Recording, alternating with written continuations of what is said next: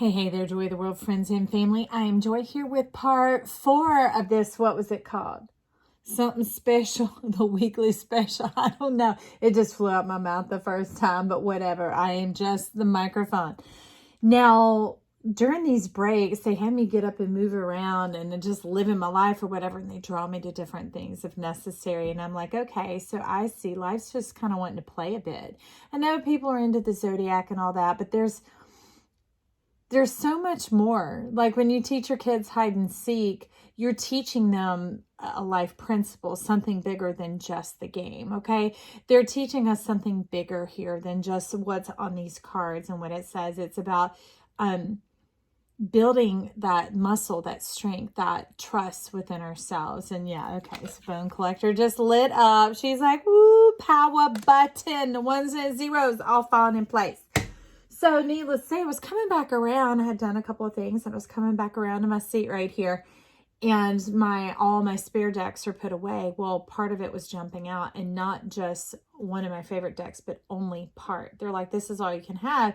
And it's leaning forward just like that. And I whip it and I pull it up and look and see what's at the bottom.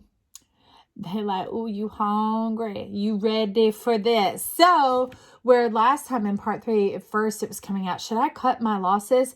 And it's because there was not an awareness of the massive harvest yet to be partaken in. The seed is in the ground. The fruit will produce more seed, which produces even more harvest. So this is setting up your future. This is creating legacy, all right, from where you've come. Because for many of you, it was cutting off the legacy handed down to you, which wasn't something that you exactly wanted.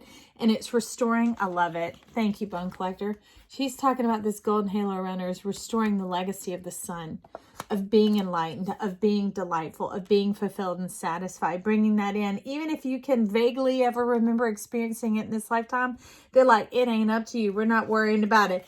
Trust your inner voice. Trust your invisible teacher coming on through to help you. Ooh, Queen of Discs. Inherit. This is like the spirals of life on the Chiron wound. That's where the light enters in. But as they were saying in one of the readings last week, is they're like, why let light in through a crack when you can let the light inside the whole being and then let it shine out through that? Okay. Say that your crack, that Chiron, that lighthouse is like a lighthouse, a beam of light shooting out to others, so that they can navigate the path more easily. Because a lot of your sorrow and pain and suffering was being the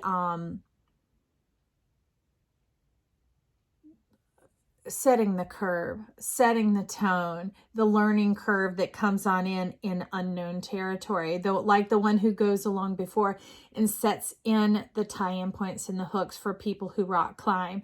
Then there's also the one who paves the way and makes the path. Like the last one, part 2 was talking about the machete coming on, clearing things away. And so each time that the land is broken up and tilled, that the earthbreaker, it clears it and it moves it out, the land becomes more receptive and softer to it, and it also will produce a greater harvest. So this really has to do with the cultivation in your soul.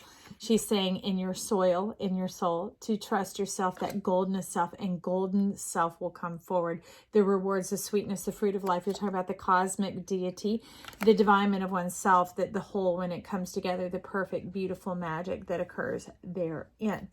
Now, I love it because over here, sitting on the top, on this final leg of the race of this part 4, is the pot of gold. It's raining down. If the pot is there, it's meant to be filled, and you're not the one to fill it. Okay, you are the vessel, and all this goldness self is raining down from heaven, where you stored it, actually in the earth. But when the two magical energies touch, when the thunder claps, the lightning strikes. That's what they're talking about. And what lightning is that? Oh, I love it. Striking yourself up. Queen of Wands. Look at that right here. Trusting your spirit. That no longer, okay, because so animals can come along just like children as familiars, just like jobs or whatever is an extension of ourselves. And when we're our golden self, that is beautiful and delightful and rewarding and nurturing and nourishing. That there's there's not more tears and laughter. Do you get what I'm saying? That there's that intrinsic balance going on there. Well, so the Queen of Wands goes along with this Knight of Wands, this fiery passion, this determination to see it through. This is almost like you as the queen as well, man or woman, it doesn't matter. Getting into that act of inheriting, okay? The queen's kind of like the one who gets to touch it, taste it, feel it, smell it. Also the one who gets to create it, craft it, birth it, grow it, that type of a thing. And you can see the continuation of the goldenness support of heaven flowing on down, the sap flowing within. It's like the synergy of the tree. There's the two energies, the xylem and the phloem moving inside, just like we have arteries and veins moving the blood, right? Nourishing and nurturing the system. And what system is that? It is you. That's what we found out in part 3. If you didn't hear it, going back, because it's talking about don't hurt yourself, because cutting your losses is cutting yourself. This harvest that we are talking about is you, the beauty of who you are, your ideas, your ideals, and the love that you enjoy, that you experience here on this planet. So here we have an information card. A goal is a dream with a deadline. Okay. That's it coming into fruition. That's talking about this harvest. And if it's seed time and harvest along the lines of the Big Dipper, that's usually, it's about the period of a year, which can sound really long, but if you realize that a year from now you wouldn't recognize yourself, hello. If you haven't been here before, you can click back to some other videos and see that I had quite a summer. But also there are many beautiful things that can happen as well. Exciting things that come on in on the spur of the moment, and the harvest begins to yield. The honey begins to come off of that milk. But generally it's about a year. It's about 6 months of pouring into the dipper. That's why I call it the Big Dipper effect. You're filling it up. And then the other half of the year it's tipping over and those blessings are pouring out on you. The fruitfulness, the abundance, the reward, the determination to see it through, that type of energy. So it says, directing my focus towards what I want creates more of what I want. Now, Bone Collector was talking to us about focusing on our sun. Focusing on what's right, what's good, what's lovely, all those things. There's been this big move of like, and nothing against it.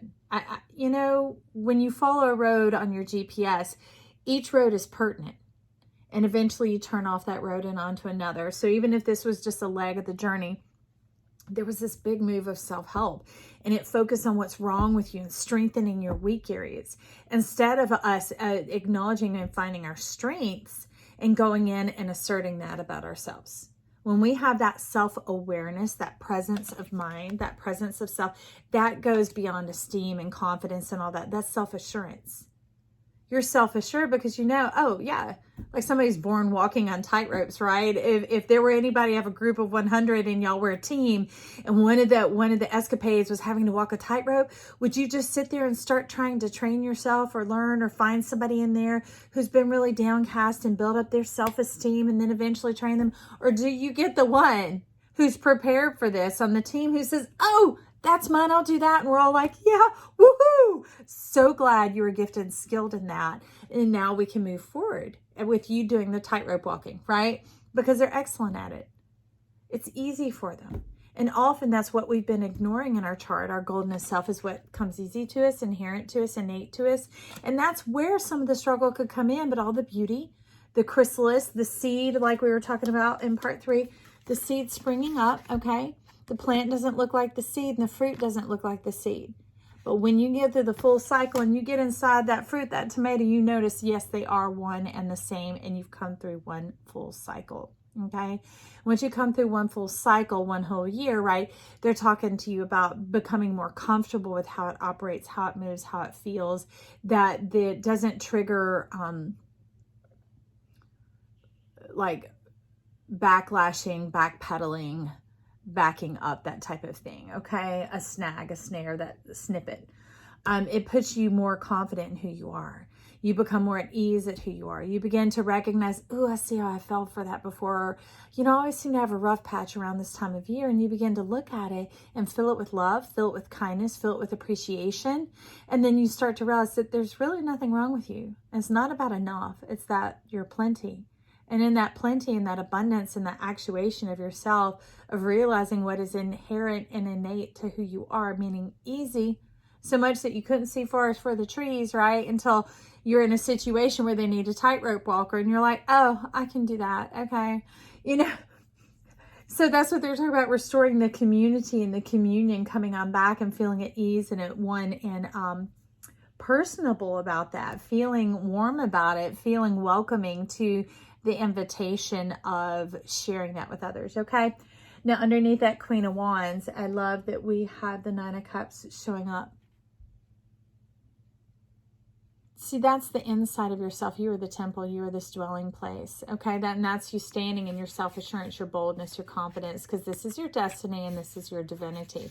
The power of your knowing, of your permission, of your authority coming along, all right? And this is your wisdom, your experience. You're walking it out. You're letting it through. You're letting it flow. Instead of feeling stuck or stagnant, allowing the spirit to soar, allowing, kind of looking just like she does, that radiation. You see how she's just taking a seat and at peace, the pleasantry on her face, knowing that nothing is separate from you. That's what part 3 was really about, is if you want to burn bridges and cut losses, that you're actually separating yourself, from your inheritance, from your reward, from your due diligence and the beauty therein, from your radiance, your happiness. But that's what she's coming in to get you to commit, to stick it through, to see it out, so that you can get to where you can look back and reflect and see the bigger picture, see what is going on, and embrace this for yourself, that you're not too much. You're not too much. You're plenty. You're perfect, just the way you are, and I absolutely love you.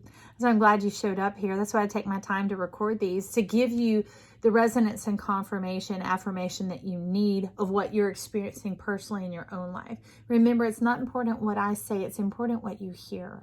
Okay, because you're the one walking through this journey. Just know that I love and support you. You can leave your comments or your compliments down below for me, yourself, for a loved one, whoever else. All right, maybe somebody who even helped bridge that gap on your journey to get you through a rough patch. If you're still here, click that subscribe button. It's free as always to jump on this joy train. Whose joy? Your joy, my joy, our joy, being made full. And also you can tickle that like button, get YouTube all stirred up and titillated that they'll share this video with others. I love you. Talk soon. Bye.